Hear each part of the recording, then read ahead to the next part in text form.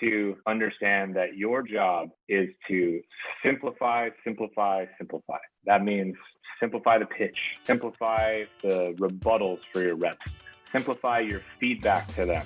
So if they're doing 10 things wrong at the same time, don't tell them all 10 things. Welcome to the Modern Selling Podcast, where we help the entire sales community to create more sales conversations with today's modern buyer. This includes anyone from entrepreneurs and business owners to sales reps and sales leaders. Each episode, you will hear from sales leaders, practitioners, and influencers to help you find, engage, connect, and nurture your relationships with your buyers.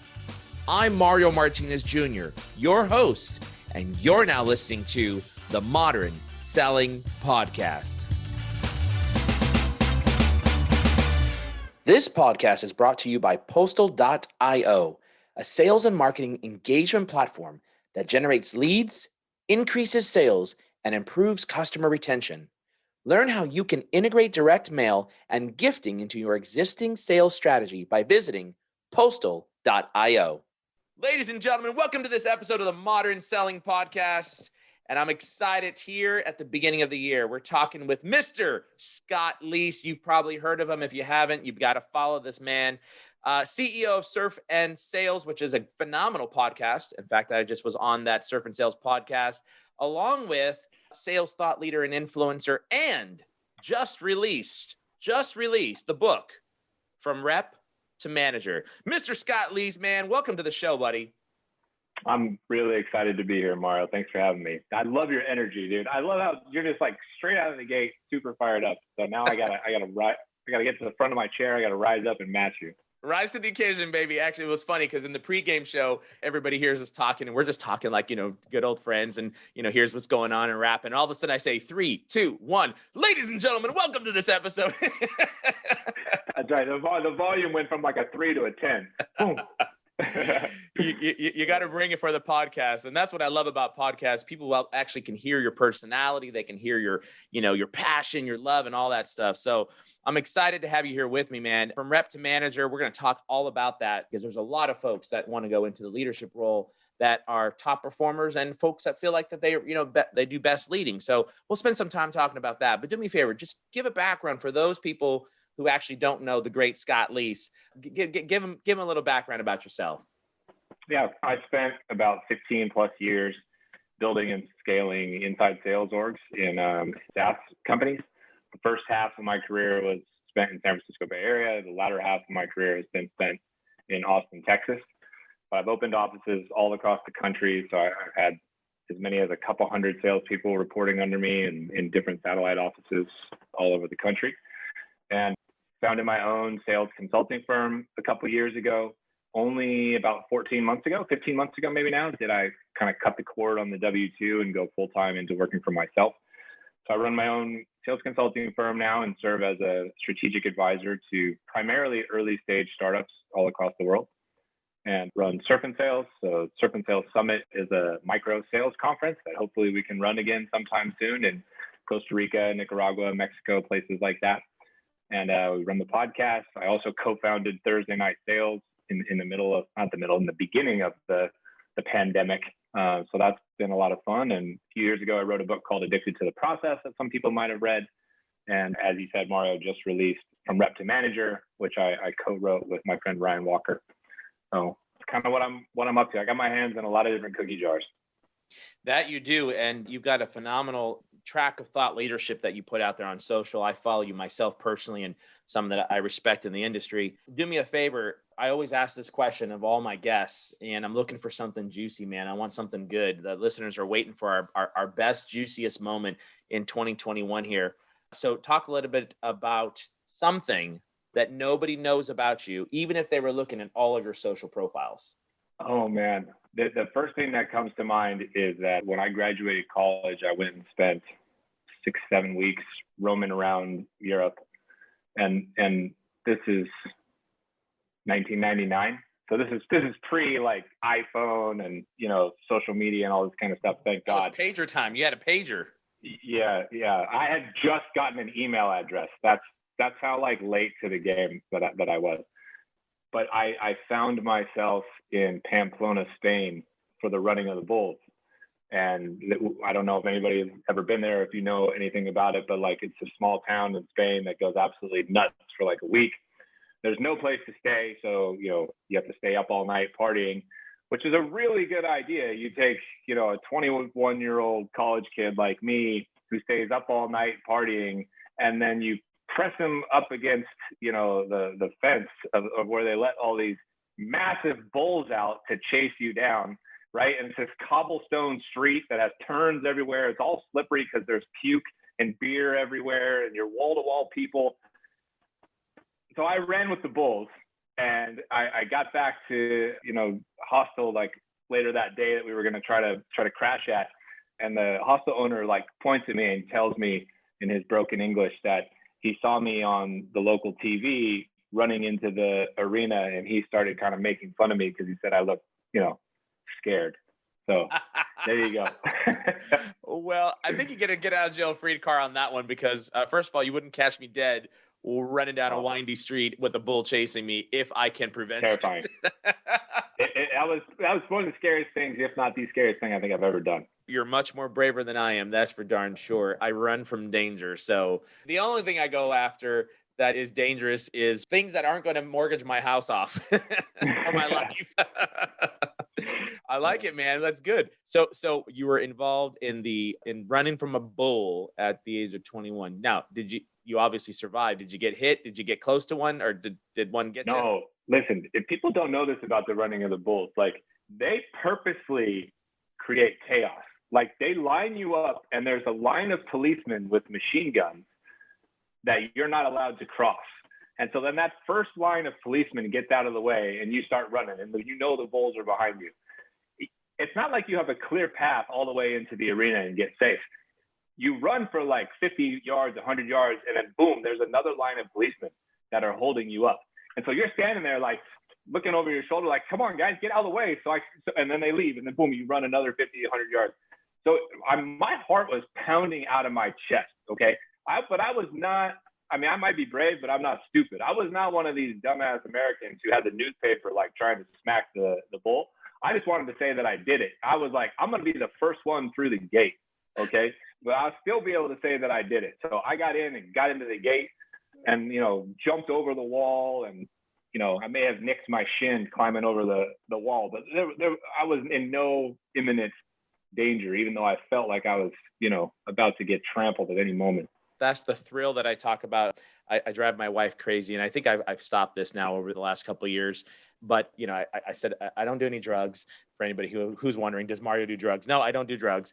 But there is a thrill that I do like, and it's very similar to what you just experienced, and that is I time the airplane, right? So if the airplane says they're leaving at 1:00 p.m., I say fine. I'll leave my house at 11 a.m. I've got 30 minutes to get there. It maybe take me 35 minutes. I get on the bus. It'll get me there pretty close. I wait through 30 minutes worth of line, and I'm running through the airport just to get to the gate. And I'm on the last one. I want to be the last one on the plane where I'm huffing and puffing, just to get the thrill and the adrenaline rush. Oh my gosh! Wow, I've never heard somebody do this. I am like the opposite of you. I have anxiety just thinking about that right now. You should. Holy cow! Try doing that with a stroller and a kid on your. My wife, used to put her. I forget what the baby harness. Baby Bjorn thing. Yeah, exactly. Where she's like, I can't. I don't know why you do this to us. Like, no, baby, it's gonna be fine. It's gonna be fine. I remember we were flying through. I was pushing the stroller and I had a bag, and I was pulling the bag at the same time. And we were the last person, and we heard our name, loudspeaker. You have 1 minute to arrive to the gate. We were like, I don't know, 500 yards away. Like we just flying through. So we get there, and the lady's about to close the door, and I was like, no. And she was like, oh my God, are you the Martinez family? So we get on. Goodness. I'm huffing and puffing, and my wife, she's hot. And so I put her bag up. We sit down in the chairs, and I look over at her. I was like, see, babe, I told you everything be fine. Piece of cake. Oh man. Remind me if we ever travel together to, do my own thing in terms of getting to the plane. Well, that's my adrenaline rush right there, man. Well, listen, enough about that. Let's talk about the new book, From Rep to Manager.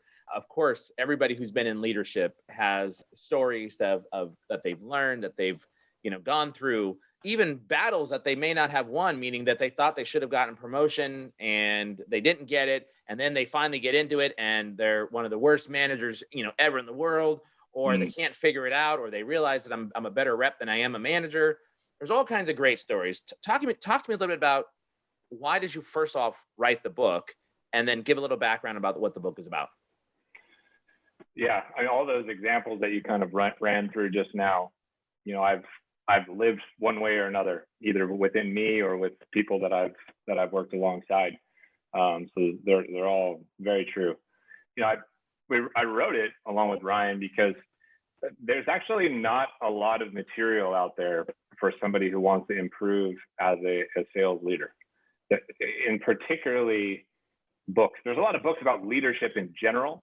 There's actually not that many books about how to be a good sales manager or how to become or get a sales manager job.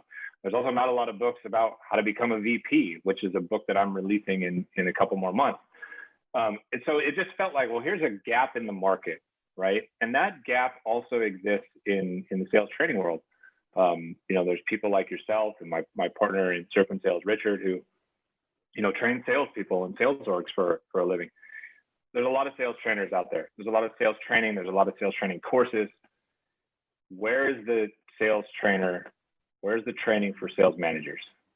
One of the reasons that sales orgs fail or struggle all over the place, or so many reps complain about their boss, is because there's people who are in sales leadership who got no training whatsoever.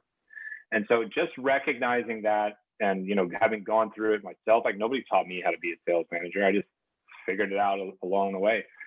And having done it for damn near 20 years now, just felt like got something to offer, give back. There's this need there. Let me put something, pen to paper, and see if we can't be helpful to some folks. So that was the impetus, for writing the book. And I can absolutely attest to the fact that even in a Fortune 100, where I was first promoted into management, there was no training whatsoever. Now, we were assigned what's called a sales coach, and our sales coach, no knock against the individual who helped me, but they had not been in management or leadership for like 20 years, and they had been doing sales coaching sales management or leadership coaching to sales leaders. And I was like, when was the last time you actually applied these techniques, right? That's what we had. Yeah. And, bless their heart, they meant well. There was, some value there for sure that I got. But when I stepped in, it was like, well, look, I've got to find people on this team that are going to be like me, and that are going to do things like me, and that are going to get the results like I was able to get. And I get in and I look at their business and I'm like, this is a total disaster. Well, why haven't we planned this? Why haven't we thought of this? So it was interesting because I came in with all the different wrong perspectives, right? You start into leadership and you're looking for all the people that are just like you. And then you go into leadership and you're like, well, why aren't you doing it this way? This is the best way to do it, right? Because that's the way you would have done it. Yeah. So there's so many different challenges there. Go ahead. No, it's a good call out too about, when was the last time you put this stuff into practice? It was also part of the reason that I, kind of cranked out this book and worked on the other one. Like, I've only been out of the operating seat for, like I said, 15 months or something like that, right? And the last company that I was a senior vice president of sales at is a company called Qualia, and doing really well, just hit unicorn status, well over $1 billion valuation. So I still feel like, maybe it's my own ego, but I feel relevant still, right? Like, I just got done doing all of these things. And Ryan is an operator still. He's just taken on his first VP of sales role. So he's very fresh and learning a lot of this stuff, right? So you got somebody who's an operator and somebody who just finished operating, for almost 2 decades. I wanted to get this out before I'm, some dinosaur that somebody could say, well, this guy hasn't led a sales org in 20, 30 years. Like, those tactics maybe, don't work. So there's a little bit of urgency there behind it. Yeah, no, that's a valid item there. Talk a little bit about, how do you go from rep to manager? First off, I'm a rep. whether I'm in commercial and I want to lead, I'm in the nationals, I want to lead, I'm in globals, I want to lead, I'm in small business, public sector, federal, whatever, it doesn't matter. I want to lead. What's step number one? What do I do? What's my mindset? What's my plan to be able to get into management? And then let's talk about how do you become an effective manager? Yeah. Well, the first step is the one that everybody wants to forget about, which is you better be pretty good at your fucking job, right? let's not get too far ahead of ourselves. Notice I said pretty good. You don't have to be the number one salesperson in the company or the number one salesperson on the leaderboard, right? But you better be good, and you better be hitting quota, and you better be consistent with it. So there's a certain amount of time that needs to progress, and that time block is going to vary depending on the industry and the nature of your sale and the cycle with it. But you're going to have to demonstrate some level of consistent, competency and doing really well. So let's not gloss over, like, let's make sure you know how to sell. Okay. The second step is also often overlooked, and we begin the book this way, which is, how do you even know if it's right for you? So one of the things that I'd love if we as an industry worked a little harder on would be that's the wrong way to phrase it, helping people decide whether or not they want to move into leadership. Therefore, preventing them from making a mistake and having that mistake affect the whole entire organization from the top all the way down to the bottom, right? So if you're somebody that, wants to have total ownership of deals closing and like wants to rip the phone out of somebody's hand when they're not, sounding to your liking, you might not be ready to be a sales manager, or you might not have the right kind of personality. If you get more satisfaction out of helping your neighbor close the deal than you actually closing one yourself, even if you're really good at it, that might be an indication that you do have the right kind of DNA to be a sales leader. So just working on somebody's self-awareness, right? And doing this whole kind of Q&A with them or Q&A with yourself, like, am I comfortable having my commission check ultimately lie in the hands of a dozen people who report to me, right? Am I comfortable not being on the phone as much? Do I want to have, less flexibility and more pressure? So you're almost talking people out of it in a lot of ways. And then it comes back around to, do you like to help people? Do you like to develop people? Do you like to see other people succeed? Do you enjoy being in the service, of others? Do you like solving problems in mass with scale in mind? And so walking people through all of those kind of EQ type questions to understand, is this the right type of role for me? And if we can help stop people from going into leadership who shouldn't go into leadership, and they realize it, I think everybody wins. And if we can help people maybe a little earlier recognize that leadership might be the right path for them, then I think everybody wins as well. So that's how it kind of all kicks off in my mind. Those are the first two steps that you've got to take. Yeah. What would be awesome is if we came up with a list of whatever, maybe you have this in the book, and if not, we should work on this together. But 10 questions, 5, 10, 20, I don't know what the number is, whatever the number is, questions that you should ask to ascertain whether or not you should be in management. And then those same questions, we look at questions that you should give to somebody who says, hey, I want to be in leadership, that you should give to somebody and say, ask yourself these questions and then come back and talk to me. Yeah, that's a great call. I mean, a lot of those questions are sprinkled around the book. I can tell you, though, we didn't write it in like a blog post kind of format, Mario, where it's like, here's 10 questions, or LinkedIn post kind of format, like 10 questions if you think that you're ready, or 10 questions to help you decide if you're ready. So that would be a good, insert, if you will, and a good add-on. I'd be happy to work with you on that.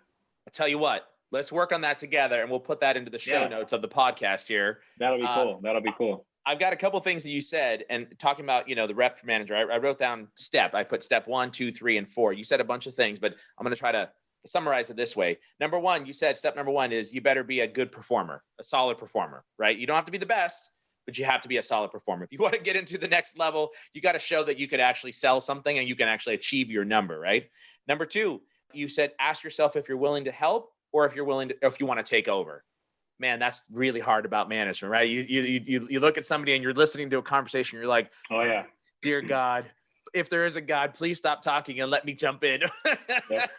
I had this exact conversation with one of my clients yesterday. This guy's a VP of sales, and he's like, man, I suck at not taking the phone out of my rep's hand. He's like, I smell, blood in the water. And I'm like, I got to get this deal. I'm trying to coach him, through the long-term kind of benefit of not doing that. And you got to be willing to eat one and lose sometimes. It's tough. It's a real dilemma. Especially if you see it going awry. Step number 3, you didn't say this, but I'm going to insert this one inside here. Do you want to make less money? Well, that's very true. I didn't mention that. That is mentioned in the book in terms of expectation setting. And this is really important, I think, for people kind of early in their career, because as well as I, that if we were about to, consider going into leadership right now at our stage of life with families, with a certain, kind of quality of life and cost of living that we're used to, going backwards and having your income is brutal and damn near impossible. So people who wait too long sometimes get stuck. Yeah. And they never can pull back. So I've always encouraged people to explore this conversation, as early as possible in their career, because it's a lot easier to take a potential pay cut for a while when you're 27 and unencumbered versus 37, a family of 5 with a mortgage, right? Yeah. Before you go out and buy the new Tesla on your sales income, buy it when you're sitting in a Nissan. That's right. And then you can buy your Tesla on your sales management salary. Yeah. There's a whole nother podcast there about like how to deal with coming into money and managing it appropriately and whatnot. I'll tell you this. I still drive a Prius. Let's just put it that way. Yeah. Them were the days, when I was smart. People know part of my story. I started out in software sales at the age of 19, doing telemarketing, now called SDR work, or BDR, depending on how you define it, and got pulled into a full-time role by the age of 20 and started making 6 figures. And then people know my story. I dropped out of college, which years later I went back and I finished my degree. But I was looking at this and I'm like, I'm making 6 figures. I'm making more money than anybody who's graduated out of college on the norm, right? Just on the norm. So I was smart about it, though. What I did is that by 21 years old, I plopped down $70,000 on a new house here in the Bay Area, bought it in Martinez, California, took that house, sat on it for 3.5 years, then sold it and upgraded to a property in Berkeley and sat on that property for 10 years. And that property I redid from the ground up, literally from the front yard, front property line, all the fencing, everything, landscape, inside, outside, all the way back. And I sold that property at that time. It was set a record for the highest property sale done in Berkeley for that size house in the South Berkeley area. And then I bought my house here in Lafayette. So, staged it over the course of time and went into more debt. But nonetheless, I invested in an appreciating asset. And I also went out and bought my BMW at 22 years old, my new 3 Series BMW. And it was $860 a month for that car. Oh, my God. I had it for like 2 years. And after 2 years, I was like, what am I doing? But I'll tell you this much. That car was fly, man. That was fly. It was a convertible, brand new 3 Series body style. It was amazing. All right. Step number 3, do you want to make less money? And step number 4, I wrote, do you like helping people in mass quantity? Right?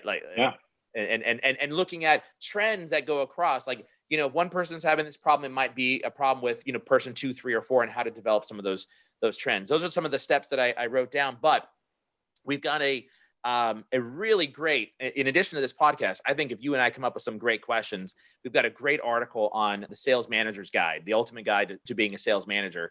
I would love to include some co-develop some questions that we can include inside there as well, that people can take and leverage for, what to give to your rep when they're interested in becoming a sales leader. All right.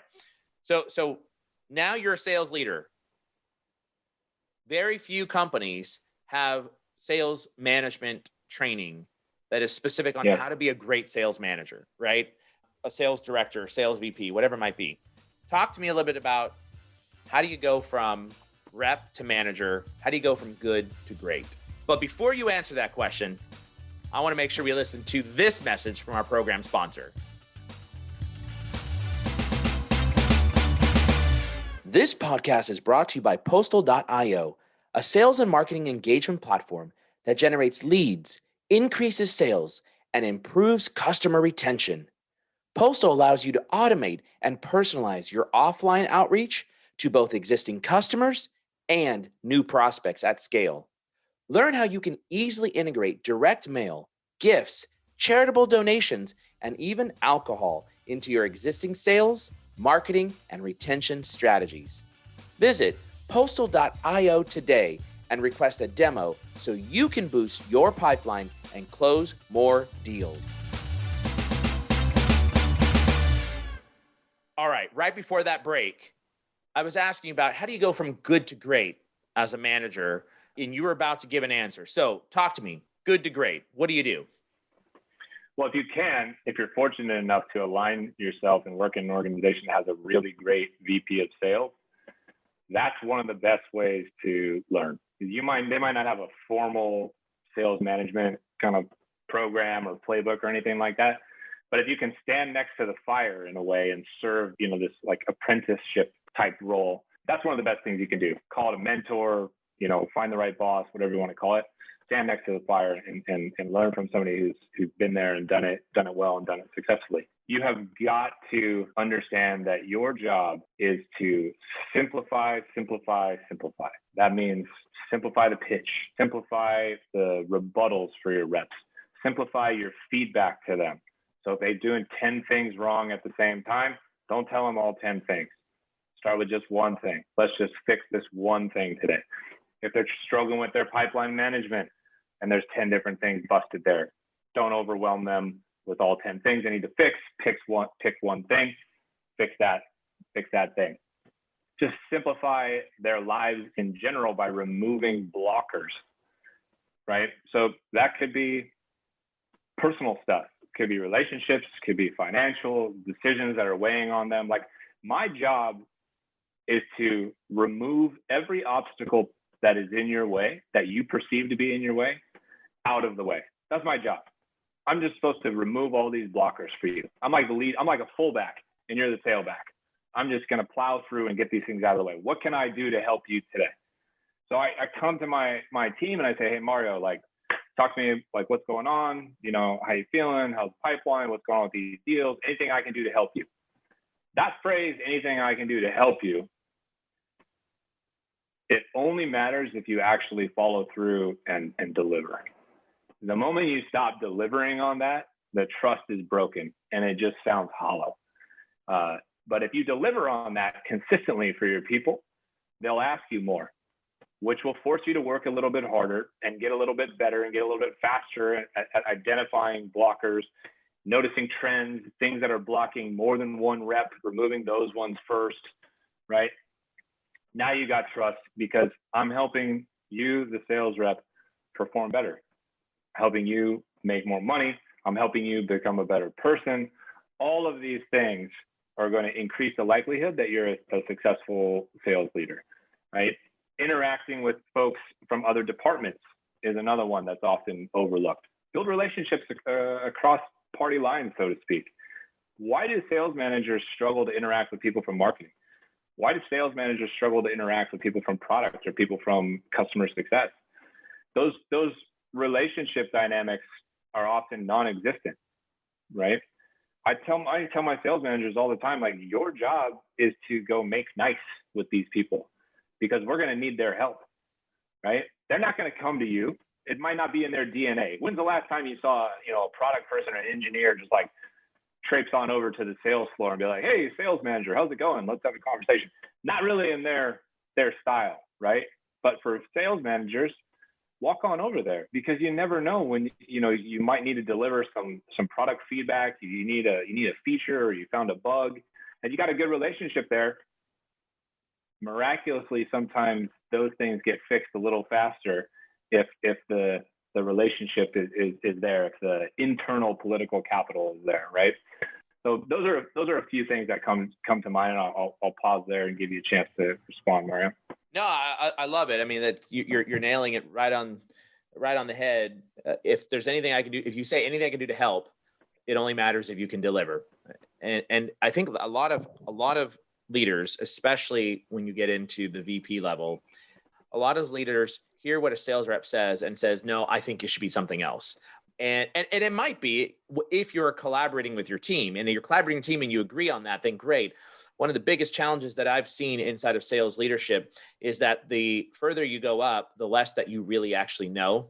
And sales reps generally are going to do the right thing if you empower them with knowledge and information, generally speaking. And so as a sales manager, your job, as you said, is you've got to deliver. And part of that is running interference and interfacing with different departments.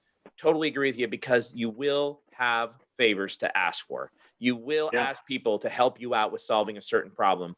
And by the way, some of the best opportunities and deals that I ran was not as a result of an executive escalation. It was from picking up the phone and calling the engineer in the field and said, hey, I've got this problem, you in product development. Johnny in the Eiffel Tower says there's no way that we will ever do that, but this doesn't make sense to me. It seems pretty easy that we could solve this problem. And Johnny says, if we just did this, we could fix that. Wow, never thought about that. Let me run that up the flagpole. And I actually had one of those exact circumstances where we ran it all the way up to the president of a Fortune 100 organization saying this was a big problem that we had. And in order to be able to overcome this objection, we needed to fix that. Came back down, which is sell what you've got, right? There's no way to fix that problem. And I remember getting that and I said, whoever all these people they have no freaking clue what it is that needs to be done. So I picked up the phone and called the engineer and the back end himself. Now the guy probably never spoke to a salesperson, never. So I called up and I said, this is what we're seeing. This doesn't make sense. And here's why. And he said, God, that's a really good one. I never thought about that. You're right. If we did, so it turns out we fixed the problem. I ran that message right back up to the president of the organization, copied him and 4 layers in between and said, problem resolved. All we had to do was ask. And I was pretty ballsy in terms of being able to be like, you didn't ask. You made a decision in the Eiffel Tower that didn't understand the impact, what it meant to be able to get a deal done. Now, his response was, you better close that deal. Yeah. Now that you've got what you asked for, you better close the deal. Exactly. And we did, right? He's like, if you're going to try to make me look stupid in front of 4 people, you better close that deal, right? All right. Fair response. And that's what a sales manager's got to do in terms of being able to make stuff happen. Sometimes you got to be able to have that one-to-one conversation, and you got to be able to say, walk me through this. Another big area I've seen that in, Scott, is in the finance side of the house. When companies put together deal desks, usually there's somebody in the deal desk that has some calculator from some bean counter that's in the back end. And usually the deal desk folks, no offense against my deal desk people who are listening to this conversation, my operations and enablement teams who run the deal desk, but usually they've got a box. And this is the box that they're in. And they've got the calculator and it comes in and they're running the numbers. But there's somebody that created that box. And the key is getting outside of that box and looking at what are the financials. Well, we used to use ROIC, NPV for net present value, all kinds of different calculations. And that secret sauce is always held back from the frontline sales leaders and sales reps. I don't know why. I think it's the stupidest thing in the world. But as a rep, if I'm coming in and asking for whatever discount it is, 50%, and that puts me into the red, right? It puts me into the red. If I don't know that, then that would be foolish for me to try to say, well, this is what it's going to take to close the deal. But if nobody says that's a negative deal, right? It's negative, and here's why, then I'll never know other than, no, we can't do that price. And that doesn't help me sell. And that's what I think a sales manager needs to do as well. They need to understand those financial metrics to be able to help a seller sell. Your thoughts? Well, this is where how you develop, buy-in and loyalty, because in the example you just gave, nobody's teaching these salespeople about these financial metrics and stuff. I mean, it's interesting that you bring that up, because I'm literally teaching something on Tuesday in my Patreon group about business metrics and running people through all this stuff. But nobody talks to them about that. they just hear, no, you can't have that discount. So taking the time to not only explain why you can't have that discount, but walking them through, like, here's the different metrics that it impacts. Here's how that metric impacts the whole business. Here's what would happen if we did that at scale. Just that level of transparency and communication and education. Now, all of a sudden, the rep is like, all right, that makes sense. I get it, right? And now they trust that you are not only just looking out for them, but you're looking out for the business's best interests as well. And if you do that often enough, those above you will start to hear that you're having those kind of conversations. And you doing that and having that conversation prevents the people above you from having to have those conversations. So you're now making your boss's job easier, which is actually one of the easiest ways to get promoted. Operating every single day with this mantra of how can I make my boss's job a little bit easier is a great way to end up getting promoted, right? And heading off some of those kind of conversations at the path is an underrated and undervalued method of doing just that. Yeah.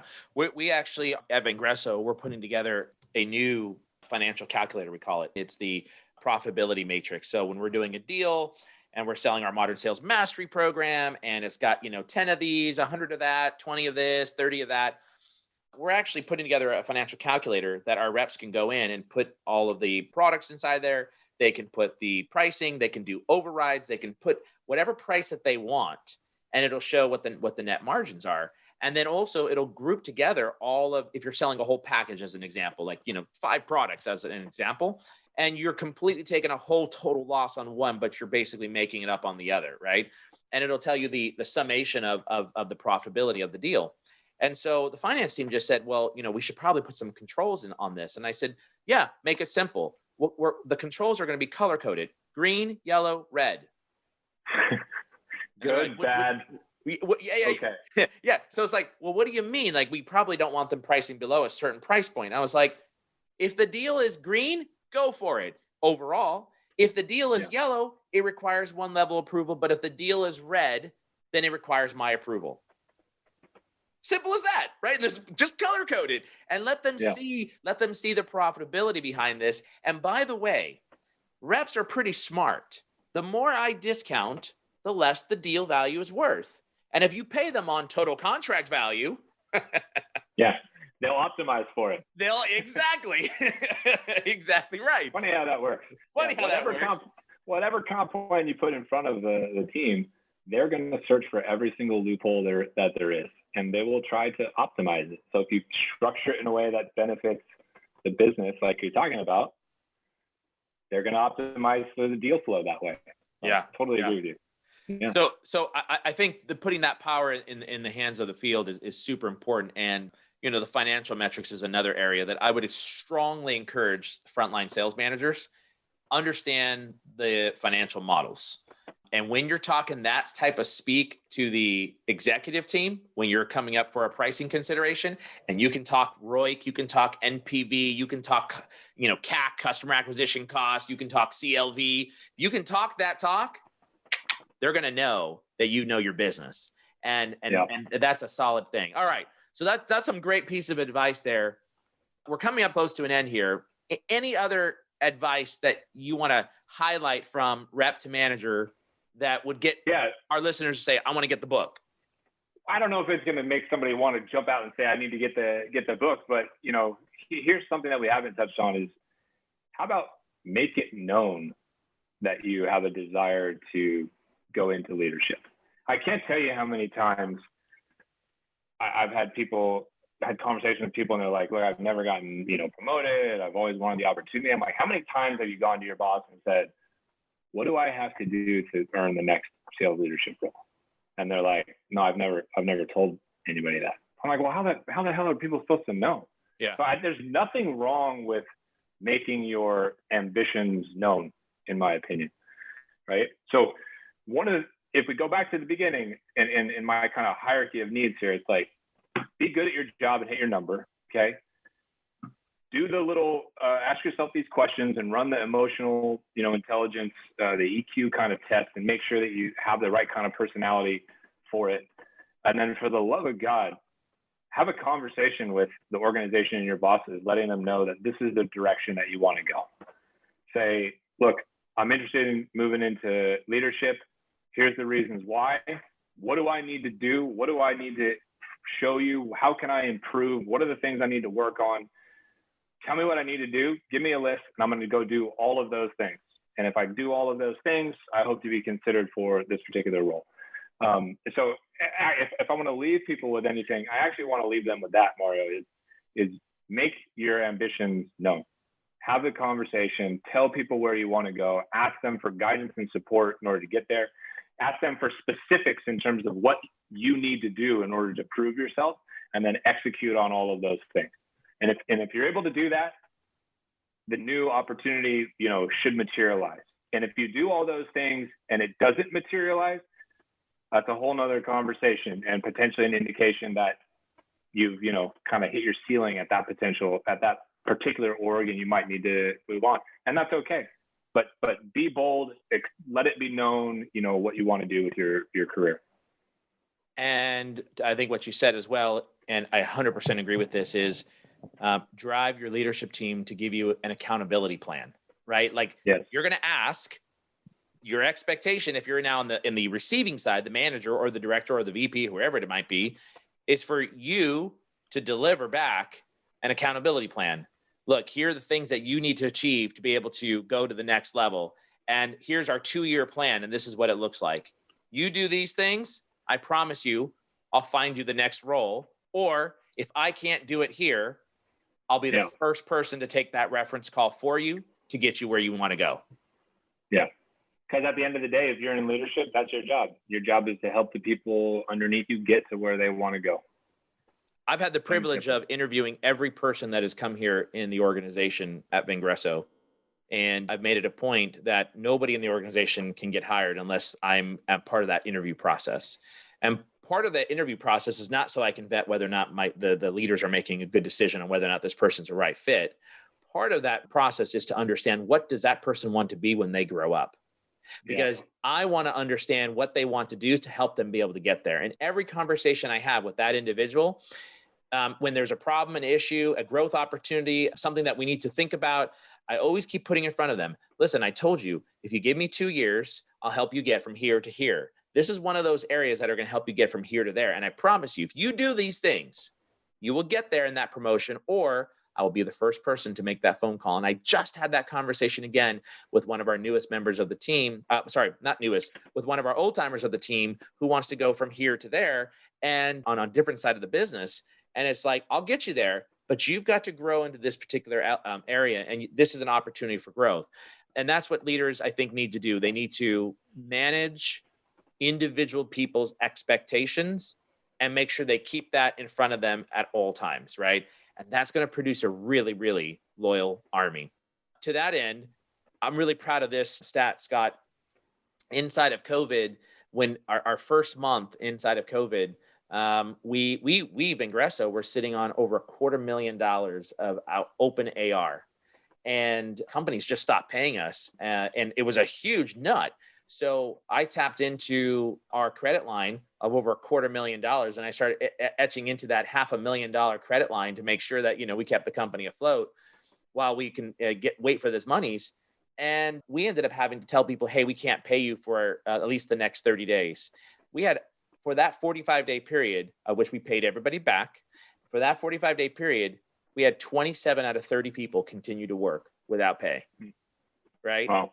And that has a lot to do with the fact that from a Vengreso standpoint, we truly love our people and we want to take care of them. Now, I'm tough. I'm a tough leader, no doubt. I'm a really tough leader, especially to work for. But that having been said, we're there to create that loyalty as a sales leadership team. And when we were able to get all that money back, plus accelerate our growth as a result of what we do inside of COVID, right? Remote selling, digital selling skills. Now we were able to pay everybody back, get everybody back on track, and actually exceeds most of their expectations as well. So I was really proud of that stat. And I think that, as a sales leader, we have to be able to sit back and ask that question, like, will people be able to work for me even without pay, right? Like that tells you something about the loyalty of the organization, but it also tells you something about the leadership team of the organization as well. Yeah, totally agree. Same could be said for people in different industries who follow a particular leader from one job to the next. That's often an interview question that, a VP of sales or a CRO is going to get. Like, if I hire you here, Mario, how many people do you think, you could get in short order who'd come with you, who worked with you before? Yeah. If you've done your job, you should have a handful every single time at the very least. Very good point. Excellent point. Man, it's been a great conversation. So From Rep to Manager, available on Amazon. Go to Amazon and order it. Yeah, it's on Amazon. It's also available on my website, scottleeseconsulting.com, if you want to go there. Yeah, it's ebook only for right now. Short read, probably take you an hour or so. I think it's like 50 pages, maybe something like that. And check it out. Hope it's a good resource for everybody, and everybody enjoys it. I'll shoot you over a copy, Mario, so you have it and you can share with anybody in your network that you think would benefit from it. I know our sales team will definitely appreciate that and would love to read it, man. So I appreciate that. We'll make sure we put the links in the show notes for those of you that are going to be looking for that. It's Scott Leese, Leese, scottleaseconsulting.com. You can go there and you can order the book as well. Mr. Leese, if someone wants to get connected with you, they want to reach out to you, what's the best way? LinkedIn, Twitter, email? You tell me. Well, that's a good question. I'm not totally sure. Right now, to be honest with you, I respond to all of my direct messages on LinkedIn. So that's going to be the best way. If you send me a connection request, I can't accept it. I apologize. I'm already maxed out and I have multiple thousand pending. So send me a direct message on LinkedIn. Give me some context as to, why you want to chat or what I can do for you. And I promise I'll get back to you. That's the best way. There you go. And my final question to you, all-time favorite movie, what is it? This is an absolute no-brainer. Is the original Point Break. Original Point Break. There you go. Keanu Reeves and Patrick Swayze. Go for the register, not the vault, Mario. There's a lot of sales lessons in there. A lot of sales lessons. I love it. Hey, man, thanks for joining me on the Modern Selling Podcast. For those of you listening in right now, don't turn that dial. Listen to this very important message right here.